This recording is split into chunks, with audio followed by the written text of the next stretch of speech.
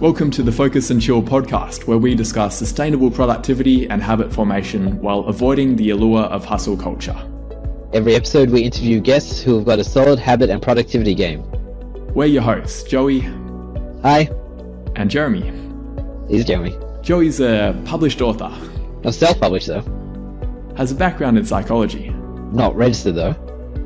Has a deep interest in humans. Only some of humans. And a strong interest in habits and connections specifically. That's true. And Jeremy is a software developer with ADHD. And when he's not trying to come up with ways to stop himself burning rice, he enjoys doing a 3-hour morning routine and surprising colleagues by doing sets of push-ups during meetings to keep the energy high.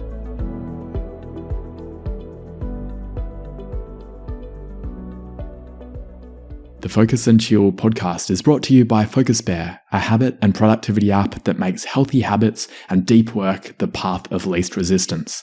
If you have a tendency to check emails or scroll through Instagram first thing in the morning, but long to develop a meditation and exercise habit first thing, FocusBear can help you. The app blocks distractions on all your devices and guides you through your habits one at a time. Throughout the day, FocusBear assists you to stay in deep work by blocking websites and apps that are unrelated to your chosen focus mode. Life's not all about work though. You'll be prompted to take regular breaks to rest your eyes and stretch your muscles. At the end of the day, FocusBear helps you switch off. Work-related apps get hidden so you can unwind and sleep well. Check out the app by going to focusbear.io. Welcome to episode number 10 of the Focus and Chill podcast. We're lucky to have with us today Thomas Beresford, who is blowing away BS from the workplace. Thomas is a burnout and breath specialist who specializes in giving people back their agency and harnessing their personal power by helping them understand how to rebalance their physical energy and regulate their emotions, no matter what life throws at them. Welcome to the show, Thomas. Thank you for having me. Welcome, Thomas. We're curious, what projects are you concentrating on during your focused hours? So we had a baby. She's now 15 months old.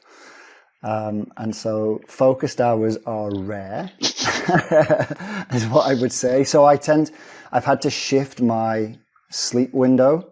So I now get up around 5:30, but from the time I get up to the time she wakes up is my focused hours. And it usually works out around 2 hours, 2.5 hours a day. The earlier I get up, the more I have. And what I'm doing really, yeah. And so, what I'm doing at the moment is the first thing I do is I focus on my own personal growth. So some journaling, some reading, every morning. And then I either do one of three things. I will do personal health, which is ice bath, or exercise, or breath work. I rotate them. And then I get down to focusing on my business, which is what I'm trying to grow. And so that's my project is my business and my life. So, and I'm, trying to condense as much of it into those focused hours as possible, because then when she's awake, there's not many left. So, yeah. And then late at night, if she goes to bed early, I then use that to kind of try and just see what are the pieces I could maybe pick up and have do something powerful with. But that's more ad hoc. So it's really good to hear how you fit it in around that, because we had an episode, Joey and I, where we were talking about habits as almost being a luxury, that for us not having children, it's quite easy to do a morning routine. But then when you've got a young child, it sounds like it's quite unpredictable, and you must treasure those hours in the morning as well. Absolutely. Oh yeah. I mean, what's that? There's that phrase, isn't there? Jocko Willink got a book, Discipline Equals Freedom, right? And what he means is that regularity, that rhythm, that routine is what keeps you anchored and then creates the space for everything else. Because otherwise, my mind would be all over the place. I'd be, what should I do now? And what should I do now? And what should I do now? And well, I'll just chill out for a bit. So I have those things that I'm committed to, and that's what I do. And I'm not perfect. There's some days where I just don't, but I let that go. They're quite rare, but it doesn't matter. So yeah, you're right. The word there is treasure. Particularly now, it's different when you don't have a child. But when you do, routine is a challenge. Yeah. Yeah. Were you doing 5 a.m. wake ups before you had a child as well? Well, not quite 5 a.m. When we first arrived here, whilst I was looking for work in the city in finance, I also am really passionate about coffee. I've always wanted to train. I want to have a coffee shop one day, my own. And so I wanted to learn how to be a barista. And Australia is the coffee capital of the world. I'm not interested in the Melbourne-Sydney argument. I don't know. I don't get involved in that. But so I learned to be a barista here. So I was up early anyway, working in the city. And then we got a cat. And so the cat got tied to my rhythm. I stopped being a barista when COVID hit, but the cat still thinks I'm a barista. So it's still awake at 5 and wants fed at that time. So it's waiting for me. So yeah, between 5 and 6, I'm up. So between the cat and the baby, what can you do? Can you tell us a bit more about, with your business, the time you're spending on that? I believe you do a certain type of consulting and coaching. Do you want to tell the audience about that? Yeah, I mean, it's still in its fledgling stage, and I'm trying to kind of bring together a few different pieces. So the core element of it is around well-being and wellness, and the very heart of it is the Wim Hof method, using breath work, some ice bath, cold exposure, mindset, commitment type conversations. But then I've also got my corporate experience and my background and what I've been learning, and I've still got, I think, something to offer the corporate space. I'm a bit of a contrarian. I like to push back on things, and not because I'm awkward, but it's because for whatever reason, I can tend to see implications of decisions of projects or whatever. If someone says, well, we should do this, I'm like, yeah, but do you realize if you do that, that means this? Or some things in the corporate world just drive me insane, right? So when I had a boss who kept saying, let's just think outside the box.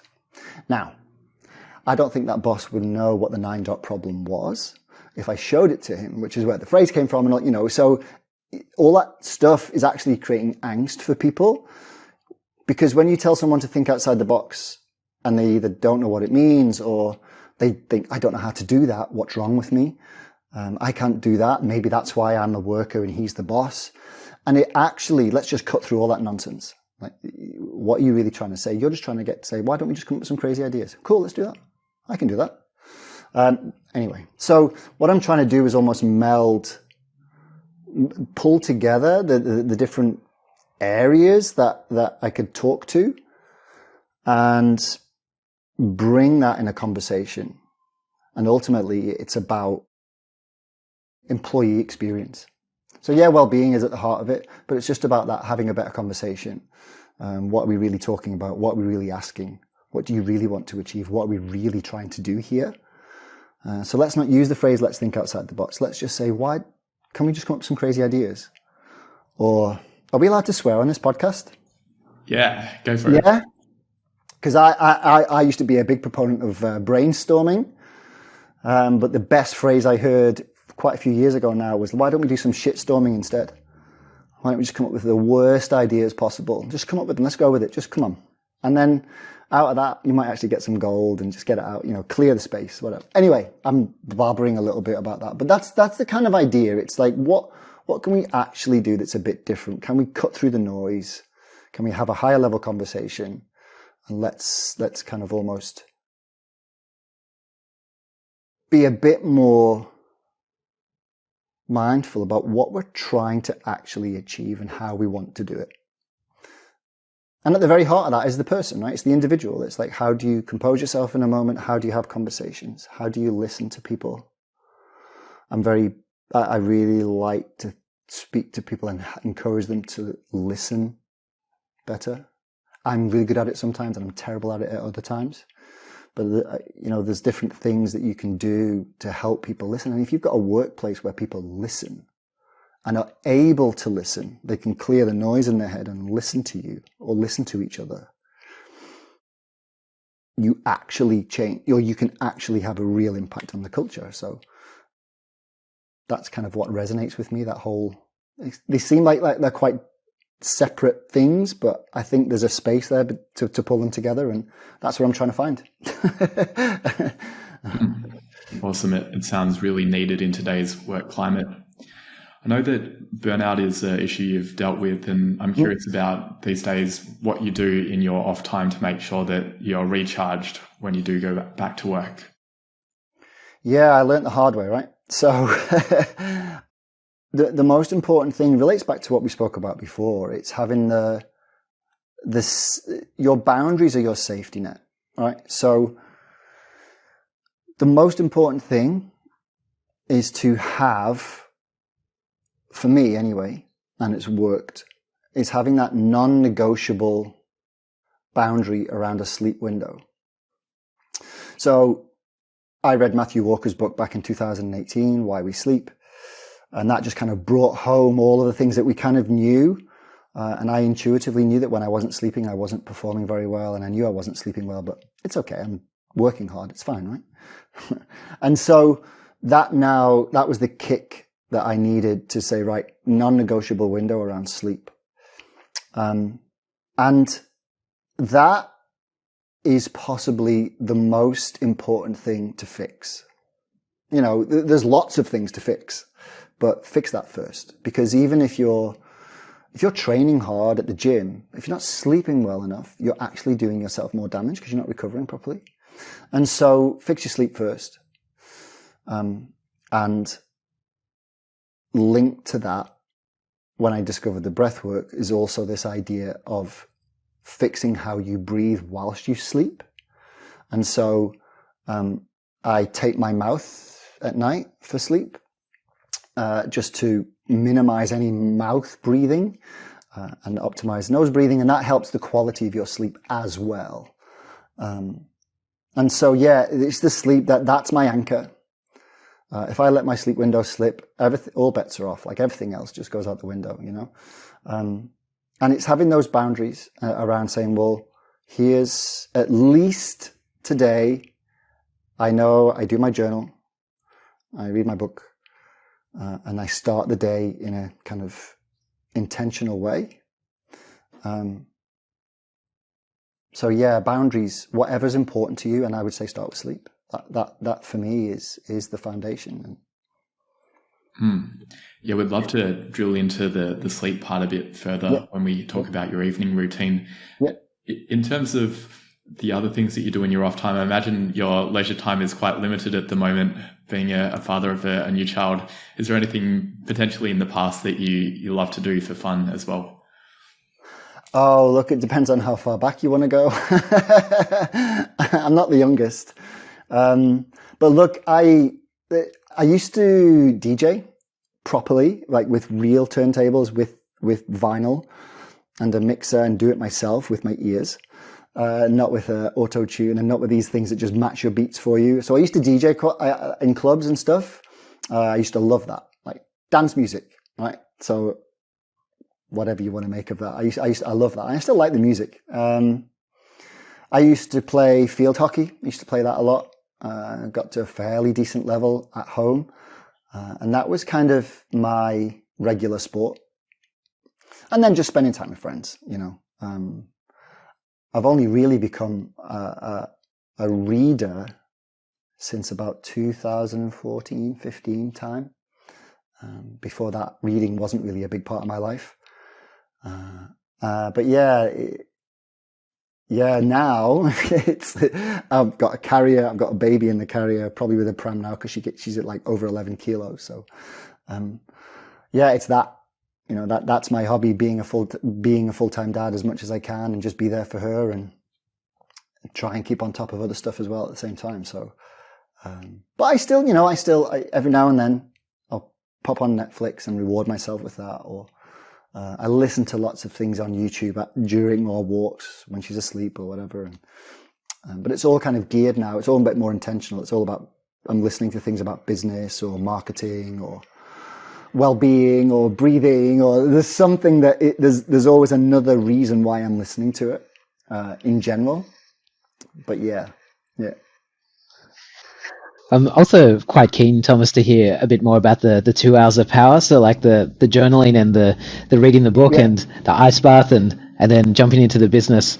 It seems like quite a lot for a morning. Like is it do you ever have to like streamline it or chop it down, or is the 2 hours another non-negotiable that you have a boundary around? It's like nothing really interferes with that. Well, it's funny because I sometimes wrestle with what do I start with? Do I start with my personal development or do I start with business development? But at the moment,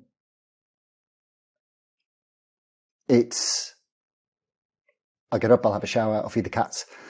And then I will take a few vitamins or supplements like vitamin D3 and things like that, and some fish oil. And that's the first thing that's the very first thing I do. So some fish oil, some water with some vitamin C or some NMN or something like that. And then I sit down, I write, and then I read the Daily Stoic book. So it's usually quite short, doesn't take very long. I read, it's all done by date. So every day there's something for every year. And then the same for Robert Greene. He's got the Daily Laws. So I read his as well. It's a nice contrast sometimes. And then I rotate books in. So I just finished finally going through Tim Ferriss's Tools of the Titans.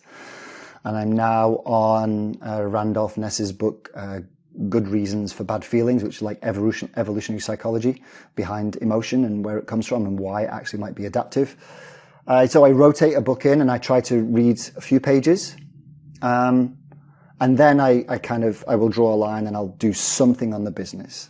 Obviously I've got to reply to emails. Sometimes I'm doing workshops. And sometimes I'm reaching out, connecting, trying to raise some kind of awareness for what I do and who I am and that I exist. And then, the baby gets up and then, when the baby gets up, make the wife a coffee and then that's it. I'm on. That's when it all starts, and it's usually around 7:30, 8 o'clock in the morning. So, the morning is it's non-negotiable in so much that I do something for myself and something for the business. There have been a few mornings where the baby's been up late, I've gone to sleep late, and I prioritize my sleep. Then I'm like, no, I'm going to sleep first, because otherwise, if I get up at 5 and I've had 6 hours sleep, I can't think properly. My nutrition is going to be all over the place. I'm going to be hungry and stuff like that. So that doesn't work for me. I'm quite tuned into that now. So I just prioritize the sleep first. So as long as I've had over 7.5 hours sleep, I'll something on me, something on the business, and make the most of it. So. Yeah, it sounds like I find for me as well that if I don't get 7.5 hours of sleep, then my productivity is pretty woeful and I'm unlikely to get much done. Yeah. Is that the reason that you'll do that rather than trying to be really stoic and push through, even if you've only had 6 hours sleep? Well, look, I mean, I've done that, right? So that's one of the reasons I burnt out. So when I was training as a chartered accountant, when I was approaching my finals, I developed an ectopic heartbeat through stress. So wasn't sleeping properly, wasn't eating properly. You work during the day, then you're studying for your exams. I was pushing myself, and I was older than the students. It was a younger person's game than when I was training. But then the reason I burnt out was I was pouring all my energy into work. I was going to the gym, but I wasn't getting enough sleep, and I wasn't putting any energy into anything else. And so you just you deplete the reserves. I mean, when do you put your phone on to charge? Nighttime, right? And when your phone starts to get down, you close down some applications and whatever you need to do, and you plug it in, you let it charge, and you take it again so it can work properly. It's the same for me. And so, it affects it. I've noticed now, I'm really tuned into the fact that if I don't sleep properly, it's going to affect everything. I notice how it affects my appetite. I'm more willing to eat things that I know don't serve me well. Because I'm hungry, my body's just like, it feels under stress. It's more stressed, so it just wants more energy. I can't think clearly. I get that brain fog. I'll still get my ups and downs of clarity, but I just don't think properly. I feel weaker physically. Emotionally, I'm a little bit more on edge sometimes as well if I don't get the full sleep. And it's not like it's a huge shift, but you just notice that you're just a little bit more sensitive to things. me. When I say you, I mean me, right?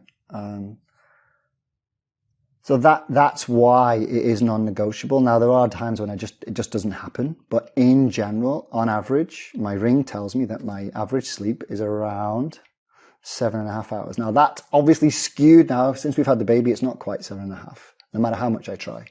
But I do my best. I get a good window in bed. And, yeah. Oh, you've got an Oura ring? Is that the ring Yeah. that's telling you? Yeah.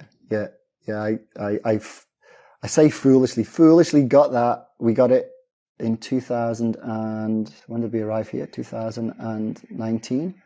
So you got the first one in 2019. Ever since. But I don't look at it until I think about how I've slept. I think the mistake with these wearables is they can convince you you've had a good night's sleep when you haven't, or a bad night's sleep when you haven't. So I'm always curious about what's it telling me? How do I feel about my sleep? But then it's, how do I think I slept? How do I feel? What does the ring say? Interesting. That kind of is in line with and sometimes they're completely off. I feel like I've had a great night's sleep and the ring tells me go easy today. So, yeah. Yeah, I'd love to ask more about that as well. I was keen to, we were talking before the podcast about, in terms of optimizing productivity, sleep is part of it. The other is potentially using some of the practices that you follow and that you teach in your coaching work around breath work. Is there any that you'd recommend for people in terms of if you've been feeling really scattered, you've had a million emails and now the fires are out, but you need to center yourself again? Is there a practice you'd recommend? There's quite a few. And obviously in terms like productivity, right? So I read David Allen's book, Getting Things Done. I like the way he speaks about productivity and I like the way he does it. And that helped me a lot. And for me, the breath work is similar to what he speaks about in terms of it being situational. And so some breath work practices are more suited to when you've got more time, just like tasks. Some are more suited to when you're at home. Some are more suited to the office. And so what I would say, the most powerful thing you can do to almost drop yourself into the moment is with your eyes. Do you know this one? So have you ever met anyone who got stressed out looking at a sunset?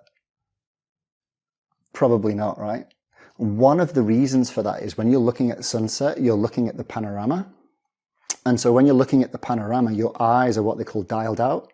They're taking in everything. Whereas if you're focused, your vision is narrow, right? And that's more activating. Whereas looking at the panorama is calming. So the first thing I'm looking at this camera now, talking to you, but I'm also looking at the sides of the room. And or taking it in, I should say, I'm trying to take in as much of the room as possible while still paying attention to the camera. And doing that is similar to looking at the horizon or looking at the landscape. That's hardwired into our brain. We're hardwired that when we're looking wide, it's okay. There's nothing to focus on. So that's the first thing I would say. Just let your vision just widen a little. You can do that in conversation with someone. If it's getting tense in a conversation or it's a difficult conversation, you can do that too. I can look them in the eye, but I can let my vision just dial out sideways. And then there's lots of things we could do. I would say I don't know if you can see my arms right now. As I'm speaking, so I've got my elbows. I speak with my hands quite a lot. I'm quite expressive. No Italian blood. But what you can do, again, in a situation, so the optimal position for typing is elbows by the side, right? And so you're not hunched. So elbows by the side. So whether you're sat or standing, if I keep my elbows by my side and then I get my keyboard close in the right position, I can type properly and helps my posture. But with my elbows there, I can also breathe in through my nose and feel my elbows gently, the ribs gently pressed against my elbows. And that instantly drops me into my body. If you try that now, just your typing position, just make sure your elbows or your arms are by your side. Some people can't get their elbows to their ribs, but your arms are touching your side. as you would type. And if you just breathe in through your nose and just feel your sides move against your arm, there's a couple of things happening, right? One, you're completely dropped into your body straight away, and you're not thinking about anything else. So if you've got a really racing mind, or you're just like, you've got emails and you've got projects and you've got deadlines and you've got the boss and whatever, you know, and there's noise in the background and you've been disturbed 3 times, and we know that it takes at least 7 minutes, if not 22, to get back to focus if you've just been disturbed, whatever the research says, but it's a long time. And you just can't. One thing you can do, the most important thing is to drop yourself back into the moment. And an easy way to do that is just that. That's simple. You can I'll do one more for now, and then we can talk about others. Yeah. Another one is, again, hardwired into our brain. We sigh every 5 to 10 minutes. We just don't realize it. If you hear somebody do this, what's wrong? Are you okay? What's happened? Because you know intuitively that something's happening in their experience. Something's, whatever it might be. They might have spilt a drink. Someone might be annoying them, but something's going on, because a sigh is your hardwired way to dump a load of air and calm down. So you can consciously do that as well.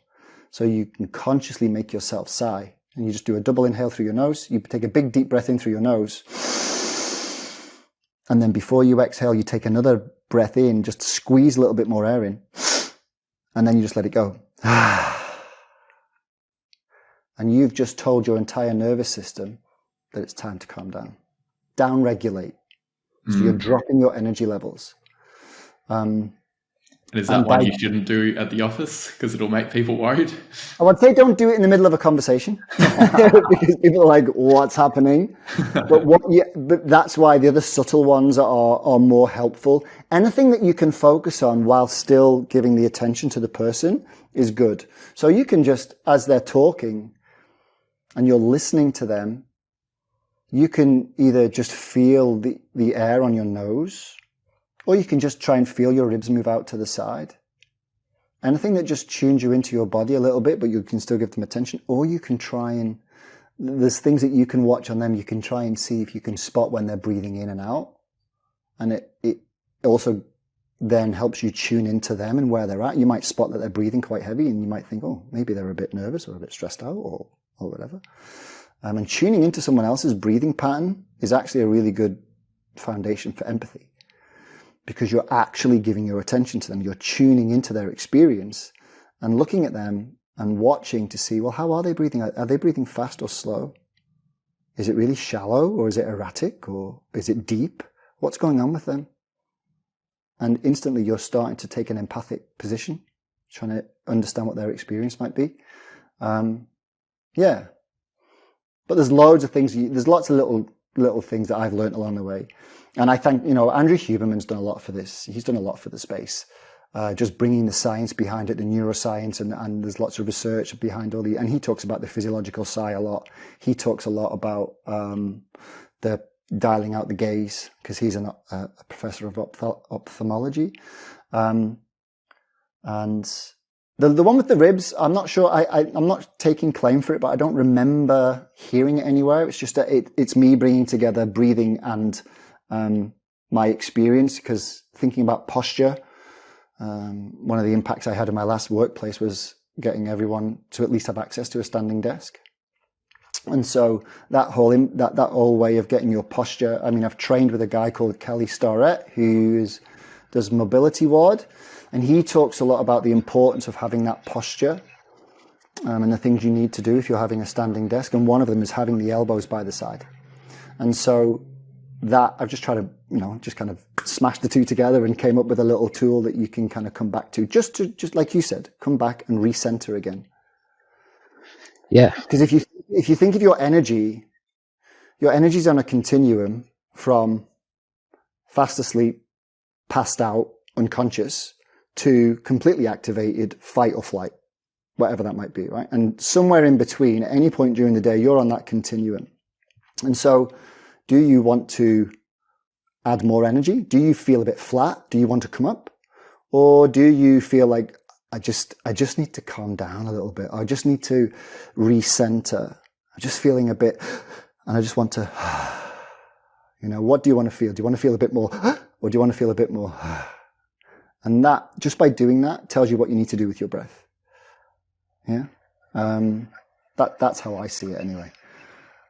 Yeah, that's really cool, Thomas. I can tell you that because like the first time I heard about the elbows at the ribs was at the workshop that you taught when we met a couple of months ago. Yeah. And before that, I hadn't heard anything about it, and I haven't heard Andrew Huberman talk about it, which is where I think, like, if you'd find it anywhere, I think you'd find it there. But I'm still working through my backlog.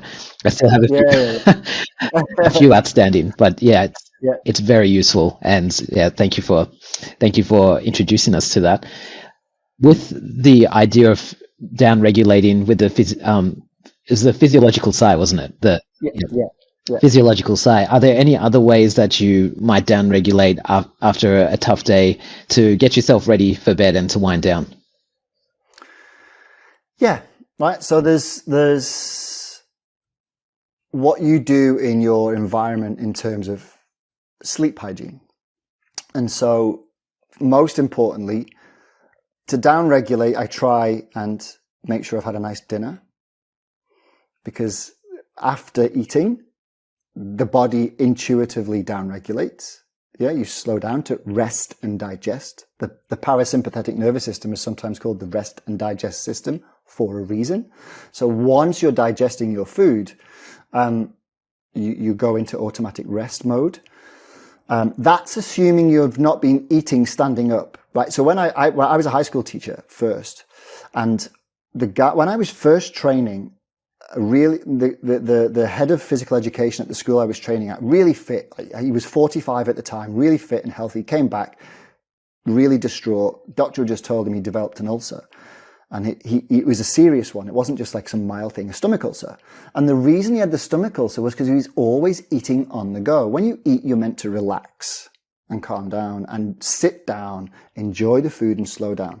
He was doing all of his sports, what a lot of physical education teachers do. They squeeze the sports teams, the training, the clubs into their lunchtime. And so he was running clubs and eating on the go, and he was never in rest and digest. So he's slamming this food into his system, but his body's always activated and he just wasn't digesting his food properly.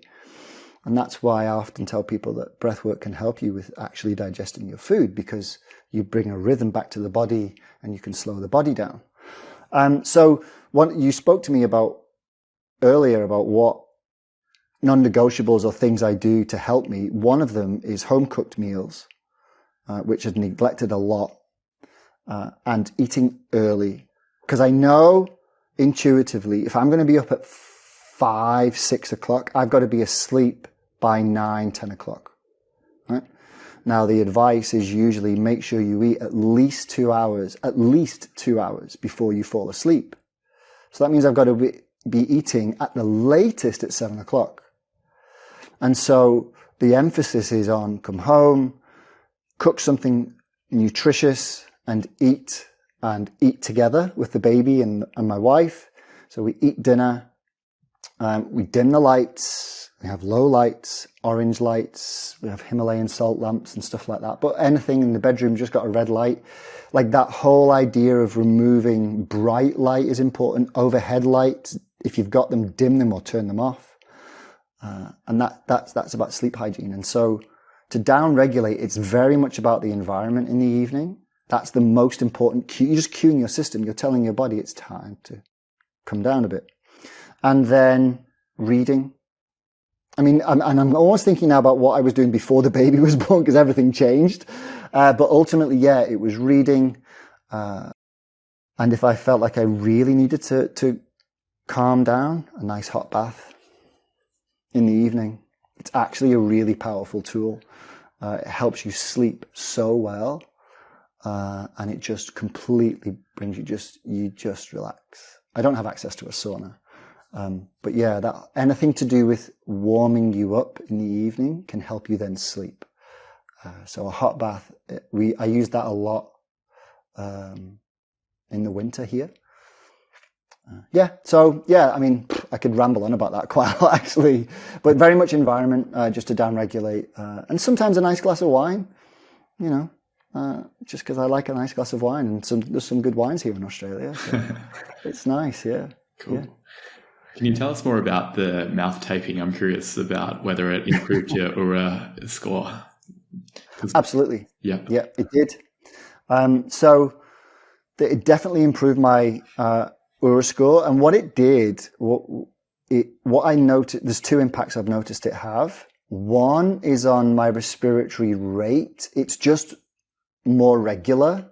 It's not as erratic. And also on my kind of average heart rate and low heart rate. So I can tell when I've had what I would call a stressful night's sleep when I look at the distance between my maximum heart rate and my average. Or my minimum heart rate and my average. So it says, oh, your minimum heart rate was 58. Great. But your average was 75. That's like telling me that it took me, you know, there was something going on a lot with my heart rate, and only at some point did it dip down really low. Whereas if the spread is really low, if my heart rate is usually around 54, 53, something like that. And then my maximum, if I know that's about 60, if the spread is about 6 points, that's a good, relaxed, restful, rhythmical night's sleep. So yeah, it definitely helped with the heart rate and the respiratory rate, and just going to the toilet in the middle of the night. That's what I noticed it really helped with. Okay, you were less likely to need to wake up in the middle of the night. Yeah, absolutely, absolutely, because you're not dehydrating yourself through your mouth. And I genuinely noticed that. I used to think I was getting old, having to get up to go to the toilet in the middle of the night, and actually it wasn't. I just tape my mouth, and I still sometimes do, but it's just not something that happens as a rule. Yeah, that whole I noticed that, and then obviously in the morning, in general, I feel a bit better. But Oura tells me that my respiratory rate is more normalized, and my kind of average heart rate is more normalized too. You're the second person I've heard who does that, and I've been really curious about whether it was hard to get used to initially, because I just feel like I'm being kidnapped in the middle of the night. I'm afraid I'll wake up and think some gang they've taken me to an obscure location. Have you had really weird dreams like that? I mean, look, it can really help you sleep really well, and you actually drop into your deep sleep quite quickly as well, which is really important, right? A lot of people lose that deep sleep and they're not getting that. That's the restorative sleep, when your body's actually fixing lots of stuff. But the trick to it is don't jump into just covering the mouth with tape, right? So you start with a little piece here, so I can still move my lips. And if you really want, you can start doing it during the day, just around the house. If you've got chores, if you're working from home, just put a little piece here and just get used to that, and then sleep with that piece there. So I can still talk like this. And if I really have to, I can breathe. You're just training the nervous system that these lips need to be closer together. And then after a while, I was like, do you know what? I'm just going to tape them closed now because I'm so used to it. Doesn't it hurt with the mustache? No, so there's lots of products out there that you can buy, and I'm not affiliated or don't use any. I just go to the chemist and buy that 3M tape, that little micropore tape. It's quite soft, it's white, it's not very sticky. I stick it on my hand before I go to bed to take some of the stickiness off, and then just put it on, and then it's fine. But after a while, and that actually was the big game changer, because then there's nothing coming out of the mouth. My wife's a lot happier with my mouth taped shut. I don't speak. So she thinks it's great. I should do it because I talk during my sleep. and that's it. Some people like to throw themselves into stuff, and I do that with some things, just throw myself into it. But this one, I was like, well, I'll try it and see what it's like. And then eventually I was like, yeah, let's just go for it. The goal is not to freak myself out. And I learned, the tape, the mouth taping thing was only when I read James Nestor's book on breath. I'd heard about it a few times before, but I read it in there and I was like, I'm trying this. Why not? Why not? Why not make my sleep even better than it already is? So. Yeah, we're collecting a long list of books that you've mentioned here. I've read a few of them, but I haven't read that one. I'll have to look it up. No, that's great. That's great. I mean, there's a few good books out there on breathing. There's lots of good books out there on breathing, but his one is really accessible. And his podcasts are great. He's got lots of stuff out there. But yeah, The Breath by James Nestor. The New Science of a Lost Art. New Science of a Lost Art. Yeah. Cool. Look it up. I've got a few questions remaining. We might do them rapid fire. Yeah. Sorry, I did say I tend to babble quite a lot. So yeah. Not at all. It's been really, there's quite a few things that I think I can implement personally, and I'm sure our audience will appreciate it too. And something that just came to my head when you were speaking, right? The thing that I learned about productivity the most is learn to let go of stuff. I've been in the corporate world for quite a long time. And even when I was a teacher, we are convinced that if we just find the right tool, just find the right app, just read the right book, you can do it all. You can't. So stop trying to do it all. Delegate it or let it go. Or if it's important, then focus on it. But learn what's really important. And just, honestly, you can't do it all. It's one of the reasons I burnt out is trying to do it all. And yeah, that just came to my head as you were speaking. I was like, yeah, it's all been about breath work or whatever. But like, honestly, no, even if you're doing David Allen's Getting Things Done or whatever, if you're using Monday.com, like all these things, they can help. They certainly help, but you can't do it all. You just can't. You must be psychic because you've anticipated the next question, which was, have I? What do you want to let go of your life in terms of habits that are either bad habits you want to let go of, or potentially a habit that maybe in the transition to fatherhood, you realized that you couldn't keep it up, that it was less essential than the others? Yeah, that's a really good question, actually. What habits do I have that I need to let go of? And obviously having the baby just forced me to let go of a load of stuff. And now I have those sacred hours in the morning, and that's really good for focus, right? Like a deadline. So I was just forced to let go of a lot of stuff. But I was in the rhythm in the evening of part of my down regulation before the baby was born. I would sit down and I would find a nice series on Netflix and watch. And I don't feel guilty about it, but it wasn't the best use of my time. I mean, you hear Seth Godin talk a lot, right? And he says he never watches TV. And that rings in my ears quite a lot sometimes. I'm like, yeah, that's why he's doing so well. But he's missing out because there's some good things on there, and I'm like, I'm not going to feel guilty about it. I like Star Wars. I like that stuff. And I like Ozark, and there's all sorts of things I like to watch. And the World Cup's on now. So, I'm trying to integrate that into my morning as well sometimes. And so the challenge that I've got here really is actually finding time. The biggest challenge I've got is making friends. And I suppose it's not a habit. It's more about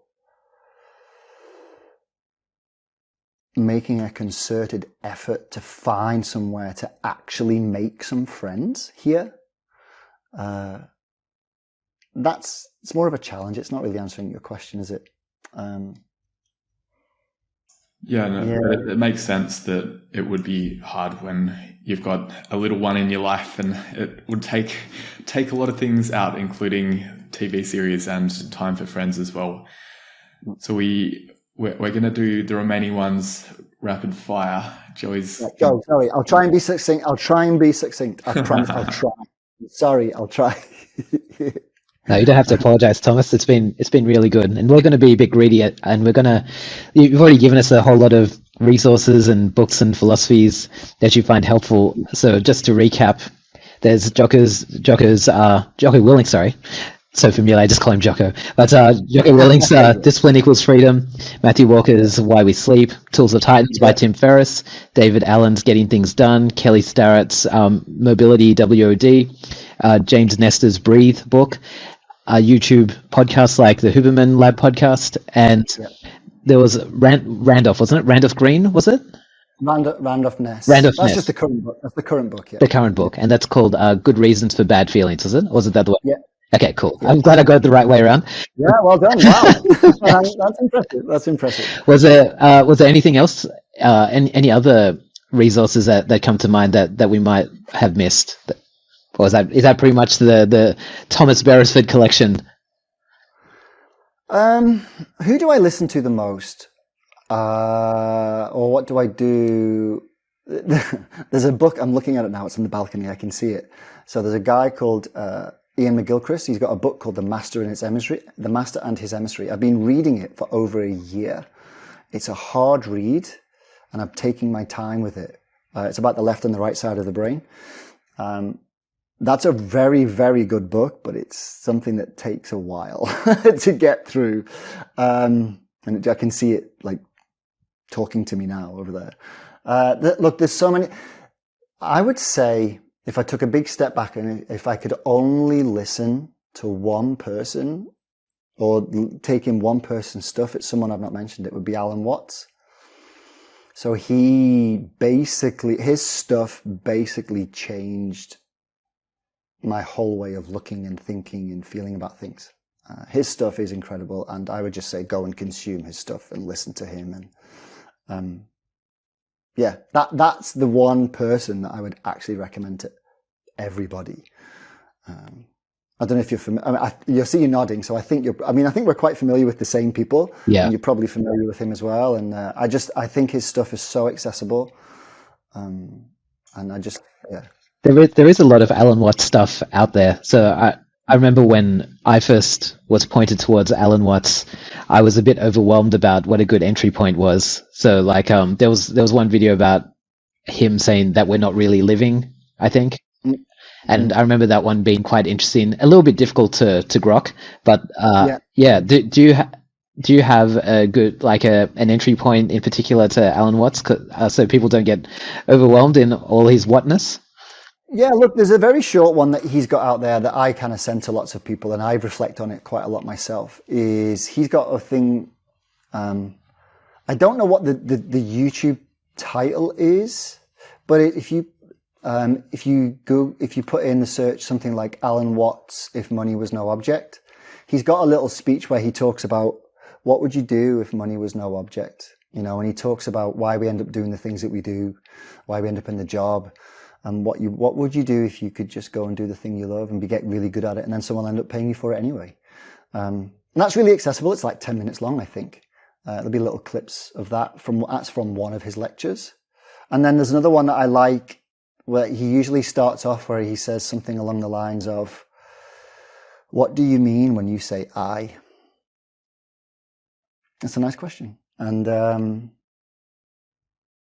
so there's something, if you put that into the search as well, there's a few bits and pieces there. But the short one on what would you do if money was no object is a nice little intro, and yeah. And it sounds like you're following that now. Being able to try it's important. Yeah, trying. All right. So, final two questions. Where can people connect with you? You've got an Instagram account, I believe, and yeah. Other ways people can follow you. I've got a website. Yeah. And look, I tried to build that whilst we had the baby. So I've set it up, but on the website it's breathspacewiththomas.com.au. It's all one word, breath space with Thomas. And on there's links to my Instagram, to my LinkedIn, and to YouTube. But effectively what I'll do is I'll say, I've started to record a few little 1-minute videos, and I record them on Instagram and then I repurpose them because I don't have time to then edit them. I know you should really edit your videos for different platforms, but I haven't got that. Yeah, I've got 2 hours, right? So I'll do a video and then I just repurpose it. So, but fundamentally I'm using LinkedIn and Instagram. LinkedIn, it's Thomas Beresford, but the link is on my website. And Instagram, I told you I'd have my phone ready so I could tell you how I spell it because I couldn't remember how I set it up. It's breath space, one word, _ Thomas. But again, the link is on my website. So that's the easiest portal to get to me. And I tend to, I do a lot of my connecting and conversations and things on LinkedIn because that makes the most sense for me at the moment. Wonderful. It's been a pleasure having you on, Thomas. Do you have any final words or asks of our audience? The message I've got for people is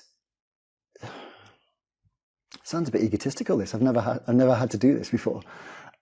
It's what I say to people is that you've got more power and control than you realize. And I'm not saying you don't need help, assistance, specialists, whatever that might be, but you as an individual have much more power than you realize to just get yourself back on solid ground, get yourself back on solid footing. And that's why the breath work is so powerful to me. Just to get you back into your body, recenter, and then, okay, what do I need to do next? Or what can I do? Or whatever that might be. And so, yeah, you've got more power than you realize. In a very, and look, I'm babbling again, but what I would say is, I like the cognitive stuff, but I like real tools that actually people can use, and when time is tight and stuff, and people need things that they just tell me what to do. Okay, that's not the best answer. Sometimes it's like, yeah, but if I just give you the answer, but actually there are things that you can do. There are things that you can do yourself, and things will just be a little bit better and a little bit easier. And you'll realize that actually you're way more capable than you give yourself credit for. Yeah. Wonderful. We'll wrap the show with that. Thanks for tuning in to this episode of the Focus and Chill podcast. To listen to other episodes, jump onto podcast.focusbear.io. If you'd like to be a guest on the show, or you know someone who'd be a good fit, email us at team@focusbear.io. Otherwise, stay focused, stay chilled, and peace out.